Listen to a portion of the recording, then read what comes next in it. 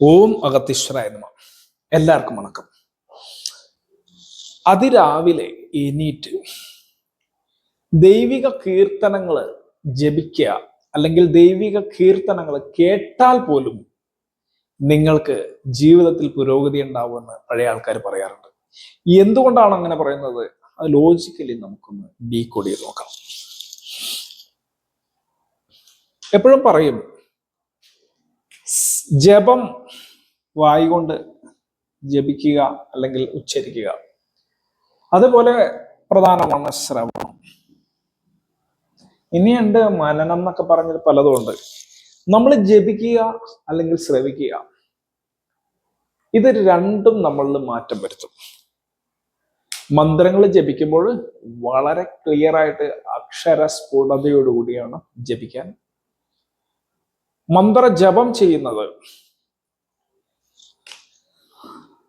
ഗുരുവിന്റെ കാരകത്വമാണ് ജപിക്കുക എന്ന് പറയുന്നത്. ശ്രവണം, മന്ത്രം കേൾക്കുക എന്ന് പറയുന്നതും ഗുരുവിന്റെ കാരകത്വം തന്നെയാണ്. മന്ത്രം എന്ന് പറയുന്ന ഗുരുവിന്റെ കാരകത്വം, മന്ത്രം ജപിക്കുക എന്ന് പറയുന്ന ഗുരുവിന്റെ കാരകത്വം, മന്ത്രം ശ്രവിക്കുക എന്ന് പറയുന്നത് ഗുരുവിന്റെ കാരകത്വം. വ്യാഴം ജപിക്കണമെങ്കിൽ ഒരു പ്രത്യേക രാശിയിലും കേൾക്കണമെങ്കിൽ വേറൊരു പ്രത്യേക രാശിയിലും നിൽക്കണം എന്നേ ഉള്ളൂ. എന്നാൽ സാധാരണ ഒരു മനുഷ്യന് ജപിക്കാൻ പറ്റുന്ന ആൾക്ക് ജപവും ശ്രവിക്കാൻ പറ്റുന്ന ആൾക്ക് ശ്രവണവുമാണുള്ളത്. അപ്പോൾ രാവിലെ എണീറ്റുകൊണ്ട് ഏത് മതമായിക്കോട്ടെ, ഏത് ജാതി ആയിക്കോട്ടെ, ദൈവികമായിട്ടുള്ള കീർത്തനങ്ങൾ ചൊല്ലുകയോ, ഇപ്പോ ഓം ശ്രീ മാത്രേ ശ്രീ മഹാരാജ്ഞി ശ്രീമത് സിംഹാസനേശ്വരി ചിദഗ്നകുണ്ഡ സംഭൂത ദേവകാര്യ സമുദ്യത ഉദ്യദ്ഭാനു സഹസ്രാഭ ചതുർബാഹു സമന്യുത. ജപിക്കാൻ പാടില്ലാത്തതാണ് എങ്കിലും പറയാണ്. അപ്പൊ ഇങ്ങനെ ജപിക്കുകയാണെങ്കിലും, അല്ലെങ്കിൽ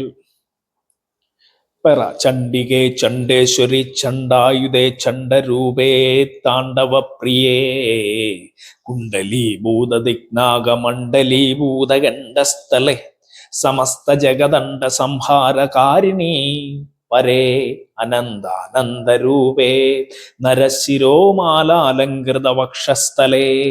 ഇങ്ങനെ ജപിക്കുകയാണെങ്കിലും സ്ഫുടതയോടുകൂടി ജപിക്കുക. ജപിക്കുന്ന സമയത്ത് മനസ്സ്, അതായത് ചന്ദ്രൻ, ശ്രദ്ധ വരുമ്പോൾ ഗുരു പ്ലസ് ചന്ദ്രൻ എന്ന അവസ്ഥ വരും. ഗുരുവും ചന്ദ്രനും ചേർന്നുള്ള അവസ്ഥ നിങ്ങൾക്കറിയാലോ. കേന്ദ്രഭാവങ്ങളിൽ ഗുരുചന്ദ്രൻ വരും എന്നർത്ഥം. കണക്ഷൻ വരും. ഈ കണക്ഷനെ തന്നെയാണ് ഗജ കേസരി യോഗം എന്ന് പറയുന്നത്. ഗജകേസരി യോഗം വരും നിങ്ങൾക്ക്. ചുരുക്കി പറഞ്ഞാൽ മനസ്സിരുത്തി ജപിച്ചു കഴിഞ്ഞാൽ ഗജകേസരി യോഗം നിങ്ങൾക്ക് കിട്ടും. മന്ത്രം മനസ്സിരുത്തി ജപിച്ചാൽ. ശ്രവിച്ചാൽ അവിടെയും വ്യാഴം പ്ലസ് ചന്ദ്രൻ വരും. മനസ്സിരുത്തി ശ്രവിക്കണം.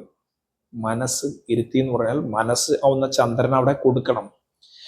അല്ലാതെ ഇപ്പൊ ചിലർ ജപിക്കുന്നതാണ് ഓം ശ്രീമാ ശ്രീ മഹാരാജ ശ്രീ സിംഹാസനേശ്വരി ദഗ്നോണ്ട സംബോധ ദേവകാര്യ സംബന്ധിത ശാസ്ത്ര ചതുർഭാഗ രാഘസ്വരൂപാശന്റെ ക്രോധാകരം വിശ്വജല മനോരൂപ ഗോദന ചന്ദ്ര പഞ്ചാത്മാസാഗി ചാരണ പ്രഭാപുര പഞ്ചന്ദ്ര മണ്ഡമണ്ഡല ചമ്പാശ പുന്നക സൗഗന്ധികല സത്കജ കുരുവിന്ത മണിശ്രോണി കണക്കൊടി മണ്ഡത. ഇതിപ്പോ കാണിക്കാനുണ്ട്. ഇതൊന്നും ആരും ചെയ്യല്. ഇത്തരത്തിൽ ജപിച്ചാൽ മനസ്സവിടെ നിൽക്കുന്നില്ല, അല്ലെ? അത് വ്യാഴമുണ്ട്, പക്ഷെ വ്യാഴം നീചത്തിലായി പോകാനുള്ള സാധ്യത വരും. വ്യാഴത്തിന് ശക്തി ഇല്ലാതായി പോകും. അങ്ങനെയല്ല ജപിക്കേണ്ടത്. അപ്പൊ നിങ്ങൾക്ക് ജപിക്കാൻ പറ്റിയില്ലെങ്കിൽ ആരെങ്കിലും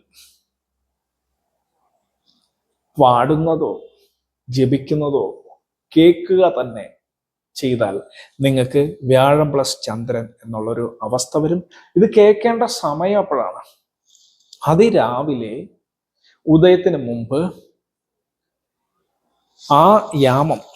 അതിനെപ്പറ്റി കൂടുതൽ വേറെ വീഡിയോ ചെയ്യാനുള്ളത് കൊണ്ടാണ് ഞാൻ അതിനെപ്പറ്റി കൂടുതൽ ഇതാവാത്തത്. ബ്രഹ്മമുഹൂർത്തം എന്ന് പറയുന്നത് ഉദയത്തിന് മുമ്പുള്ള 1 മണിക്കൂറോ 2 മണിക്കൂറൊക്കെ എടുക്കാം, അല്ലെങ്കിൽ 1.5 മണിക്കൂറോ ഉദയത്തിന് മുമ്പുള്ള സമയം രാത്രി പകലായി മാറുന്ന ആ സമയം, സുഴിമുന ഓടുന്ന സമയം എന്ന് ശരത്തിൽ പറയുമ്പോൾ അവിടെ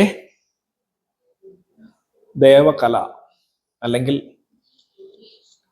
ആ കല അവിടെ ഉണരും. ആ സമയത്ത് നമ്മൾ